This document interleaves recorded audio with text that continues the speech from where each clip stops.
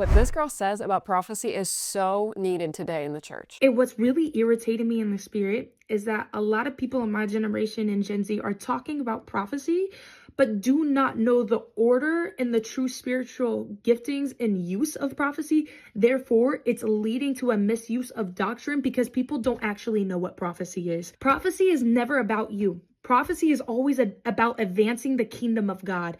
And people think that prophecy is just a cute little message that they give in order to depict somebody's future, when prophecy is used for three things: encouraging, direction, and guidance, and then warnings. And when people get warnings, people are throwing away the warnings of the Lord because they're like, oh, God's not scary, and I'm scared of what he's saying. Like, sin is scary because it's apart from God. So whenever somebody calls you out that you're in sin and they're telling you to go back into the heart of the Father, it's not going to come out cutesy and nice because it's a warning. Like, I'm not going to show the whole video, but if you haven't seen it, you need to go watch it. It's so good. But I just want to talk for a second about what even is prophecy, biblically speaking. So the simplest definition of a prophet is just someone who acts as the mouthpiece of God. And if you look at the Old Testament, the primary thing that prophets would do is they would lead people back to the covenant of God. Something also I think we need to consider is that there are different types of prophecy. There's forthtelling, which is when you're speaking the future, or there's foretelling, when actually this is you're telling about the past. So what is a prophet? It is not necessarily a person who's consistently just predicting someone's future. It is actually someone who is playing the role of being a mouthpiece of God, calling people back to obedience. Maybe that looks like being held accountable, and that doesn't always feel good. Guys, the prophets in the Old Testament were not popular at all. Nobody liked the prophets. And I do think it's a little interesting how prophets are kind of esteemed in the Christian world today, where I'm like, well, biblically speaking, prophets don't tend to bring the most positive messages. And so yes, there is such thing as prophecy that will speak future things, but majority of what we're seeing in the Bible is the role of the prophet being to call people back to the heart of God and to God's covenant.